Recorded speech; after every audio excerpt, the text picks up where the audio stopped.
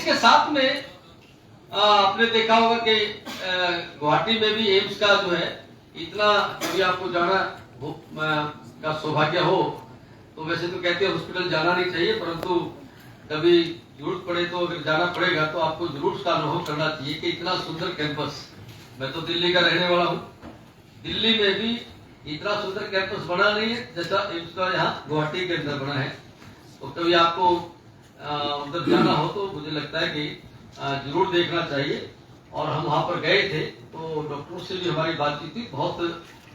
सुंदर व्यवस्था के साथ में, एक दिल्ली तक जाने की किसी को जरूरत नहीं है, वहाँ इलाज की पर्याप्त व्यवस्था है। और आपने यहाँ भी देखा होगा जिस जगह पर हम बैठे हैं, यहाँ मेडिकल कॉलेज बनकर तैयार हो गया, कैंसर कॉलेज बनने की स्थिति में है। और हमारे यहाँ पर शायद परिषद के जो मेंबर हैं उनके 26 है, 26 की 26 जगह खेल के मैदानों को बनने का हमने काम को पूरा किया है, ताकि आने वाला जो भविष्य है उसको खेल के माध्यम से किसी प्रकार के कोई कठिनाई ना हो। और आप ये अनुभव करेंगे कि देश की 65 साल की आजादी के बाद देश के हर जगह पर बिजली का प्रबंध हो जाए, ये एक ऐसा मुद्दा था जिस मुद्दे को लेकर हर जगह पर सरकार को पहुंचना चाहिए था। परंतु देश के प्रधानमंत्री आदरणीय नरेंद्र मोदी जी ने लाल किले से कहा था कि कोई गांव 5 वर्षों में ऐसा नहीं रहेगा जिसमें बिजली ना पहुंचे। और मैं आज आपके माध्यम से अभिनंदन करता हूं कि उनका जो शब्द निकला था, उन्होंने संपूर्ण देश के अंदर बिजली पहुंचाने का काम किया और धीरे धीरे करके 24 घंटे बिजली आ जाए, इसका प्रबंध जैसे ऊर्जा के माध्यम से, लेकिन सौर ऊर्जा के माध्यम से पूरे देश में अनेक प्रकार की योजनाओं को लेकर सरकार चल रही है। मुझे लगता है कि पहले कोयले के साथ में हमारा जो गैस से, गैस के साथ में अनेक प्रकार की चीजें और जुड़ी थी, परंतु आज सरकार सौर ऊर्जा के माध्यम से इन सब चीजों को बनाने का काम कर रही है। और कुछ दिनों में 24 घंटे पूरे देश में बिजली का प्रबंध हो, तो वो सरकार इस प्रकार से। और आपने ये अनुभव किया होगा कि देश में चारों तरफ कहीं भी आप जाते होंगे तो सड़कों का निर्माण जगह जगह पर, कहीं 4 लेन है, कभी 6 लेन है, कभी 8 है,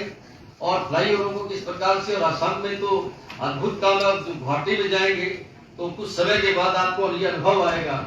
कि जिस ट्रैफिक के कारण से आपको 2 घंटे 3 घंटे कहीं ठहरना पड़ जाता था, तो आप अनुभव करेंगे कि आपको जहां से चले, जिस प्रकार से आज गुवाहाटी से लेकर यहाँ तक पहुंचने में 3 साढ़े 3 घंटे लगते हैं, उसी प्रकार से वहां पर भी आपको कहीं पर भी बत्ती का सामना नहीं करना पड़ेगा, आपको कहीं पर ट्रैफिक जाम का सामना नहीं करना पड़ेगा। कुछ समय के पश्चात इस प्रकार का होगा। लेकिन मैं बधाई देता हूँ असम के हमारे यशस्वी मुख्यमंत्री डॉक्टर हेमंत बिस्वा शर्मा जी को, और उनसे पहले हमारे जो आज केंद्र के मंत्री हैं, वो 5 साल उनका कार्यकाल रहा, 2 साल का कार्यकाल इनका रहा है। और 2 साल के कार्यकाल में, 5 साल के कार्यकाल में मुझे लगता है देश का ये पहला राज्य है जिसमें केवल 7 साल के अंदर एम्स का बनना, मेडिकल कॉलेजों का बनना, हॉस्पिटलों का बनना, एजुकेशन के हब बनना, उसके साथ साथ में 23,500 किलोमीटर से ज्यादा सड़कों का निर्माण किसी स्टेट में अगर हुआ है,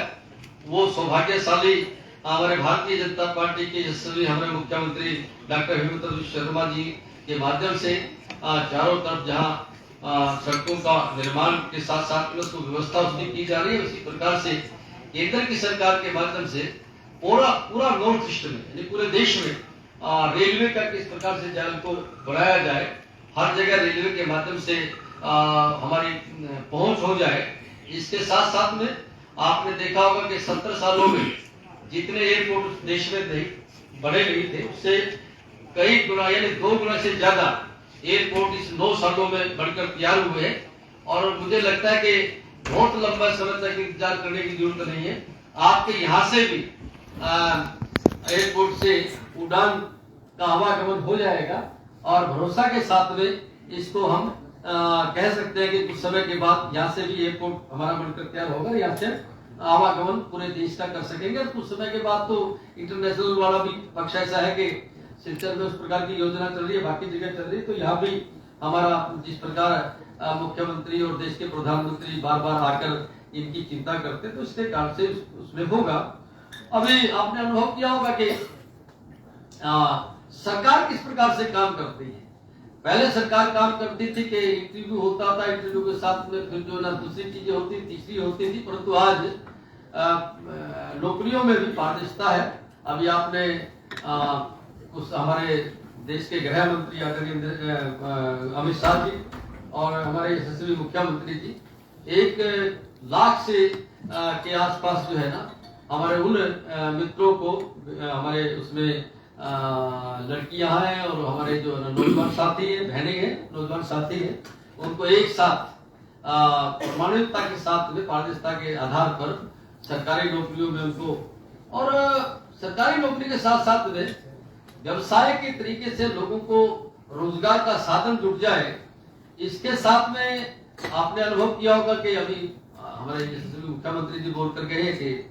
10,000 से लेकर 50,000 तक का बैंकों का जो लोग कुछ काम करना चाहते हैं उनकी सुविधा के अनुसार उनको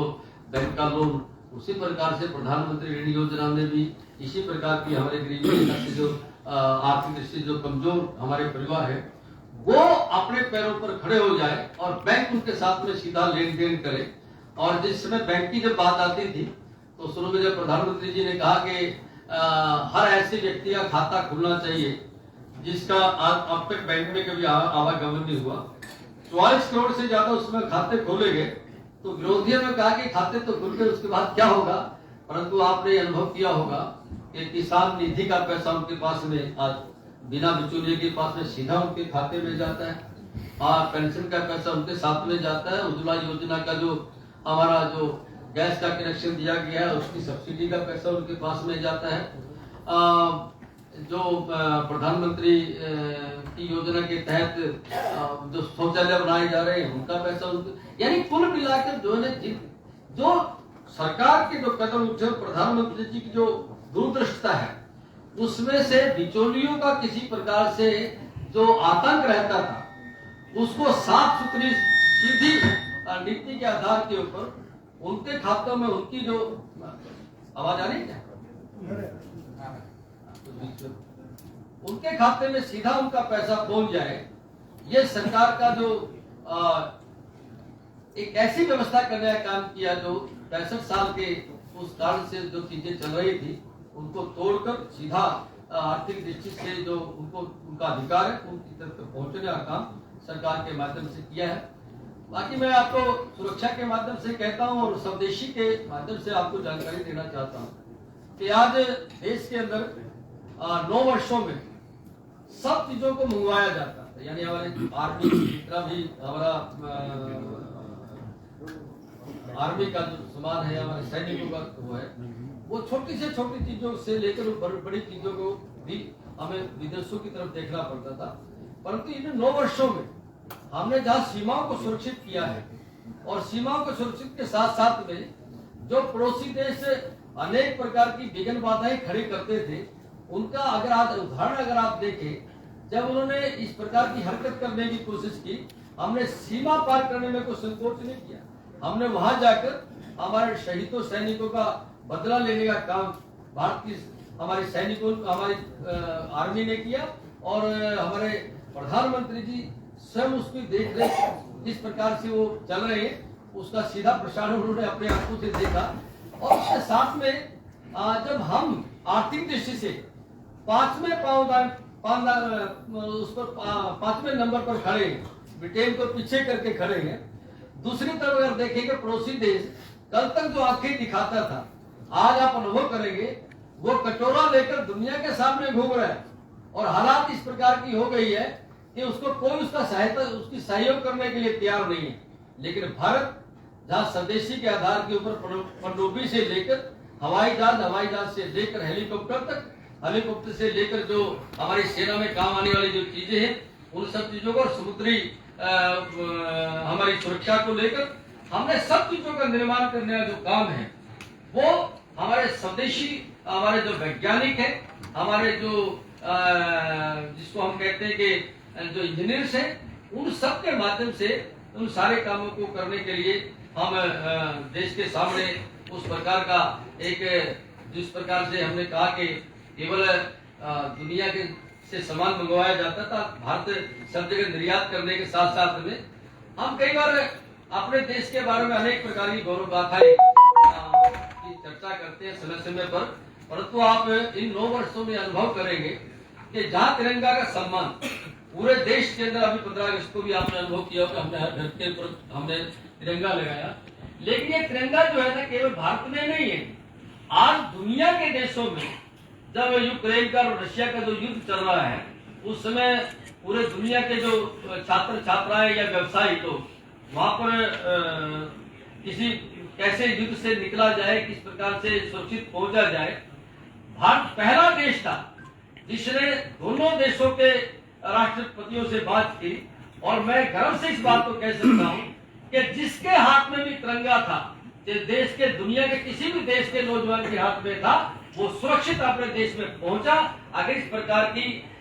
हमारे देश के बारे में जो हमारी जो पहचान है, हमारी जो ताकत है, हमारे जो तिरंगा के जो हम जो सम्मान करते हैं, पूरे दुनिया ने इस प्रकार का उसको किया, उसका परिणाम भी आपने अनुभव किया होगा। और मित्रों, मैं बहुत सी चीजों को अगर मैं चर्चा करना चाहूँ तो बहुत सी चीजों की मैं चर्चा कर सकता हूँ, लेकिन मैं इतना जरूर कहता हूँ कि जैसे हमारी राज्य सरकार ने अनेक प्रकार की योजनाओं के माध्यम, जैसे हमारी कुछ महिलाएं हैं जिनकी जो शादी नहीं करती या कुछ विधवा हो जाती हैं, अरुणोदय के माध्यम से उनका 1250 रुपए उनके घर तक पहुंचते हैं और उनके सीधे खाते में पहुंचते हैं। मुझे लगता है थोड़ा कुछ और थोड़ा उसको बढ़ाने का काम सरकार सोच रही है। ऐसे बहुत सी योजनाओं को एक एक की अगर मैं चर्चा करूंगा तो मैं बोलता रहूंगा, आपको भी समय लगेगा, परंतु मेरा भरोसा और मेरा विश्वास ये जो हमारे देश के यशस्वी प्रधानमंत्री आदरणीय नरेंद्र मोदी जी ने, जिसको प्रारंभ से उन्होंने कहा कि छोटी छोटी चीजों को स्वच्छ भारत, यानी उस समय किसी को लगा स्वच्छ भारत का ये क्या है, आज हम देखते हैं पूरे देश में, यानी आपके साथ अगर आपका छोटा बच्चा बैठा हो और आप गाड़ी से कुछ कचरा फेंकना चाहते हो तो आपके ध्यान में आए या ना आए, लेकिन छोटे बच्चे को जरूर ध्यान में आता है कि नहीं पापा यहाँ नहीं, कहीं दूसरी तरह डालना है। ये पूरे देश में है। और आपने रेलवे के बारे में चारों तरफ से इस प्रकार से रेलवे के माध्यम से पूरे देश में और नॉर्थ ईस्ट में, मुझे लगता है कि मिजोरम में भी शायद अगले वर्ष 2023 तक, मणिपुर में उसमें सब जगह हमारी रेलवे का काम हो जाएगा और एयरपोर्ट का भी काम लगातार आगे बढ़ रहा है। और ऐसी इन 9 वर्षों में हमारे यशस्वी प्रधानमंत्री आदरणीय नरेंद्र मोदी जी के माध्यम से, भारत सरकार के माध्यम से और आयुष्मान भारत के साथ साथ में जो जन औषधि का जो पक्ष है, अभी शायद उसका इतना प्रचार नहीं हुआ, परंतु जो 400 रुपए की 500 रुपए की जो मेडिसिन आती थी वो 30 रुपए में 40 रुपए में सामान्य वो मिल जाती है और वो वही काम करती है जो एक महंगी दवाई करती है। ये ताकि कोई बीमारी के कारण से, महंगी दवाई कारण से कोई ऐसा ना हो कि वो दुकान तक पहुंच ना पाए और मेडिसिन उसको मिल ना पाए। एक छोटे से छोटे चीजों के पक्ष को सोचकर प्रधानमंत्री जी की दूरदृष्टि जिस प्रकार से काम कर रही है, आने वाले समय में ऐसे भी लोग उनको कहते हैं, अगर आप वो अभी ऑस्ट्रेलिया गए तो उन्होंने कहा कि आप हमारे बॉस हैं। ये कोई साधारण बात नहीं, अभिमान है हम लोगों। दूसरे देश के हमारे जो उस प्रकार के रहते तो वो सब आज भारत की तरफ देख रहे हैं। मेरा आशा ही पूर्ण भरोसा है कि भारत जिस प्रकार से मजबूती के साथ आगे कदम बढ़ा रहे हैं, आने वाले समय में भारत की तस्वीर दुनिया के सब देशों से मजबूत होगी। भरोसे और विश्वास के साथ में इन 9 वर्षों में जिस प्रकार से काम हुआ है, उसके दृष्टिकोण से आज सब आप लोगों को, मित्रों को हमने आपके समक्ष कुछ विषय आपको बुलाकर बताने की बात थी, वो हमने रखी है। हमारे बीच में हमारे सांसद साहब बैठे हैं, फिर भी कोई चीज आप लोगों को पूछना है तो ध्यान में करना है तो आपको सादर आमंत्रित है। परंतु आप जो सरकार काम कर रही है, उस सरकार के माध्यम से जो योजनाएं चल रही है और योजनाओं का लाभ सीधा जो लोगों को मिल रहे हैं, वो आपके माध्यम से भी लोगों के पास में पहुंचे इसी विश्वास के साथ आपसे मिलने का था। बहुत बहुत धन्यवाद।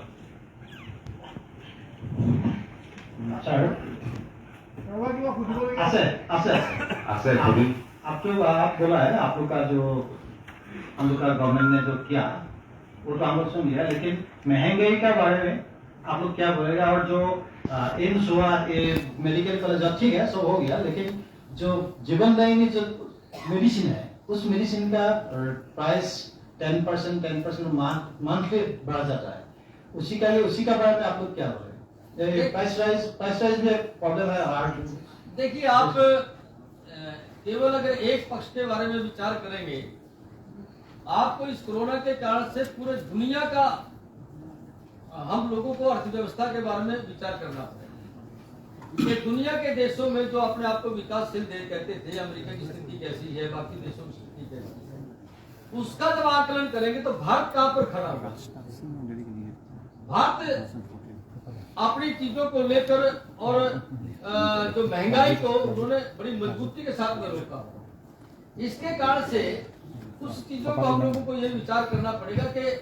दुनिया के देशों के साथ साथ में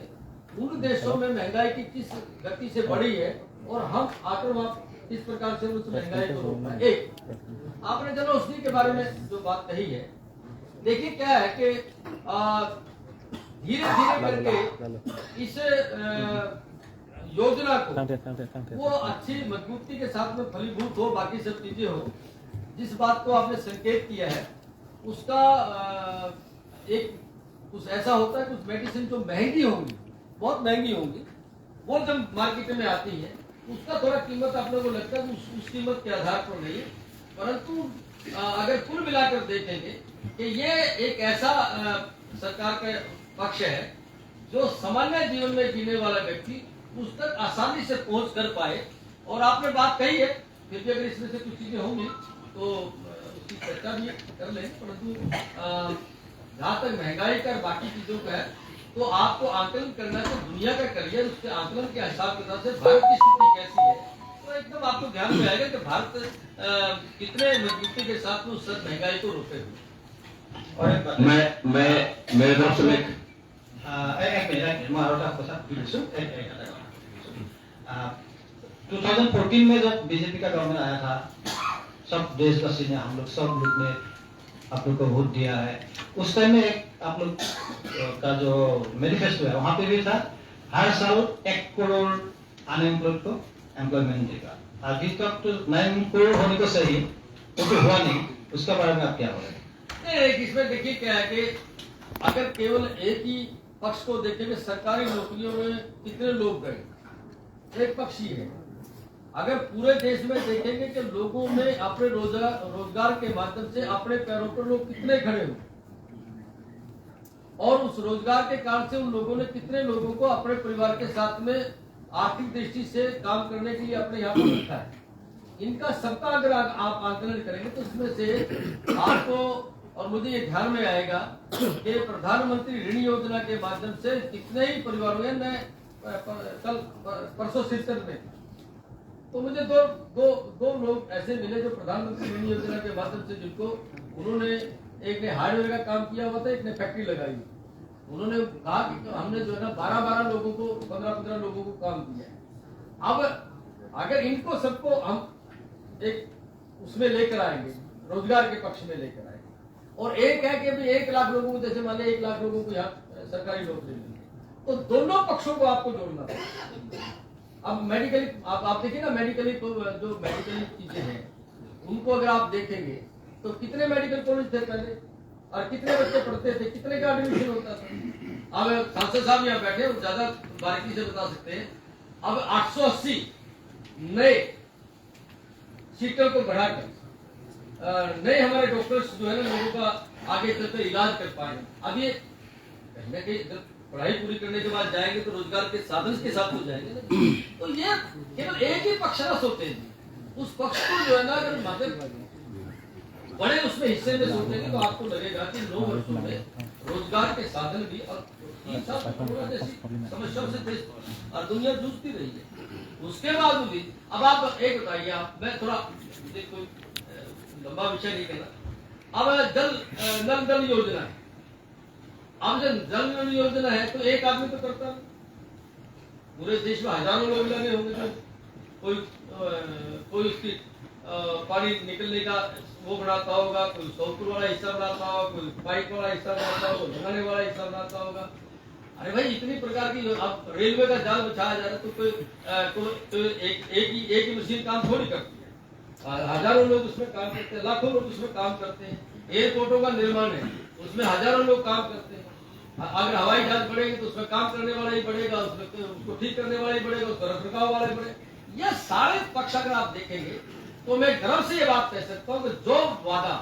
हमने 9 वर्ष पहले किया था उसको पर खरा उतरने का जो हमारा काम है वो बहुत ही एक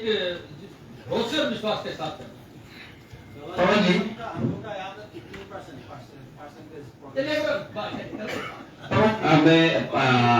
पवन जी, पवन जी से मैं सवाल पूछना चाहता हूँ। मेरे पवन तरफ जी, से मैं एक सवाल आपसे पूछना चाह रहा हूँ। एक मिनट,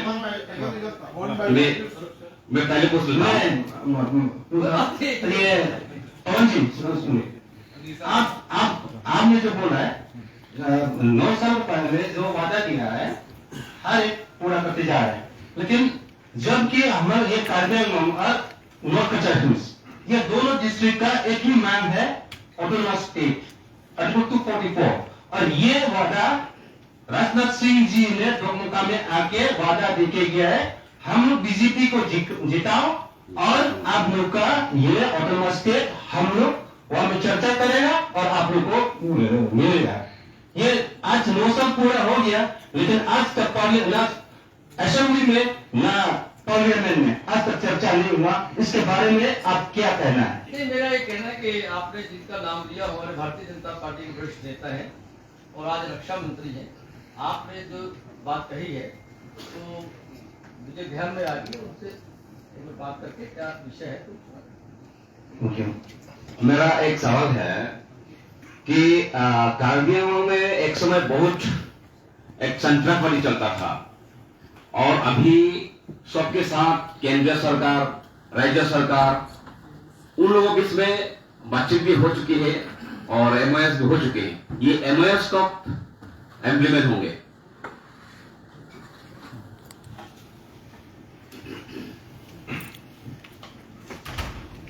नमस्कार সকলোকে। আজি এই প্ৰেছ কনফাৰেন্সত উপস্থিত মোৰ শ্ৰদ্ধা সাংবাদিক বন্ধুসকল,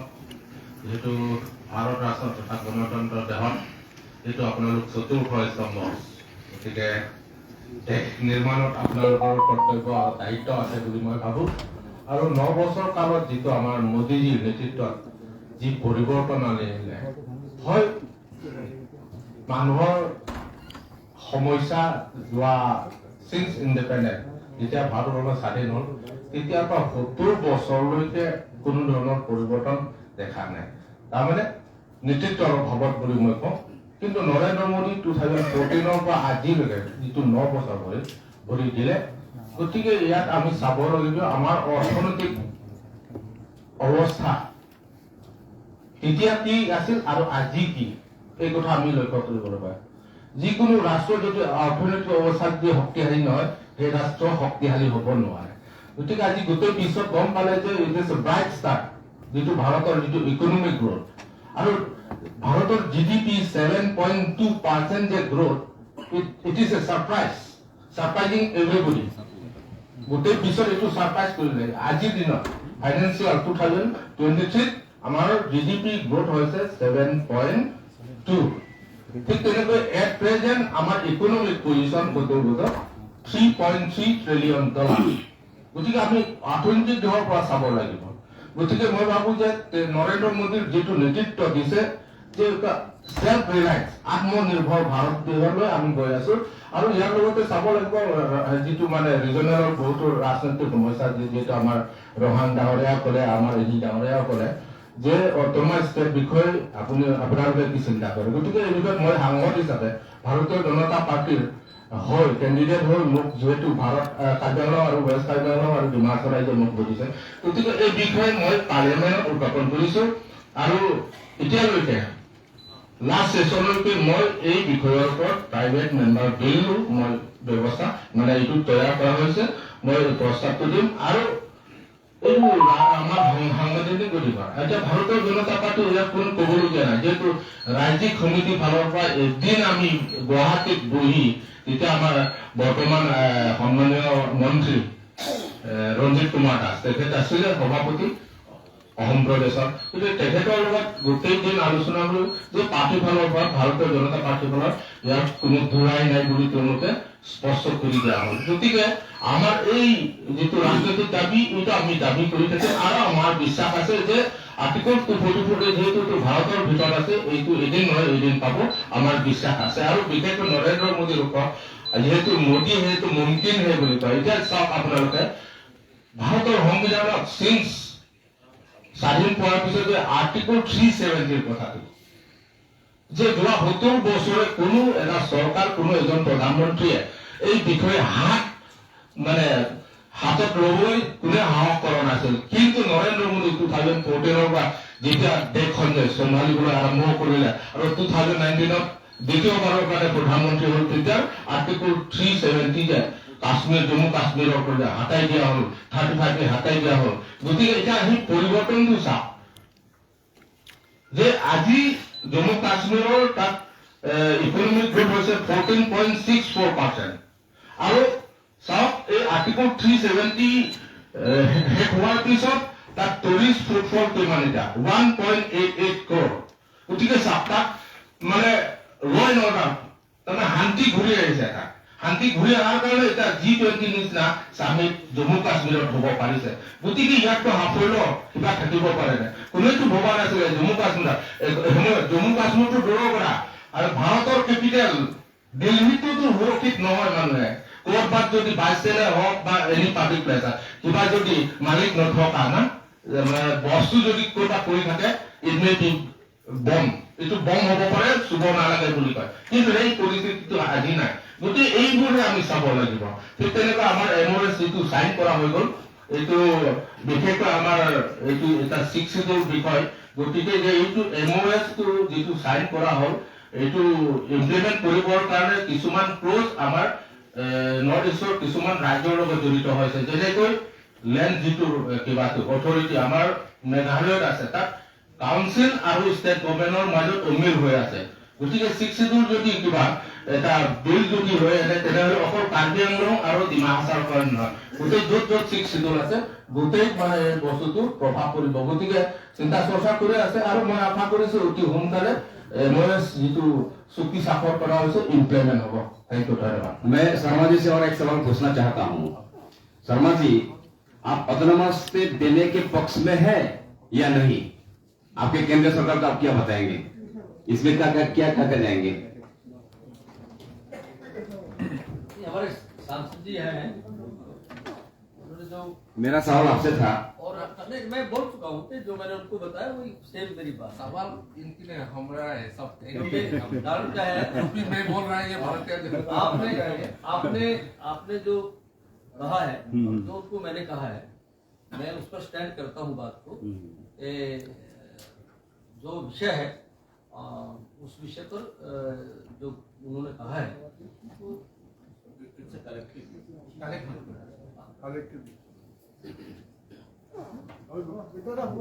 ঠিক আছে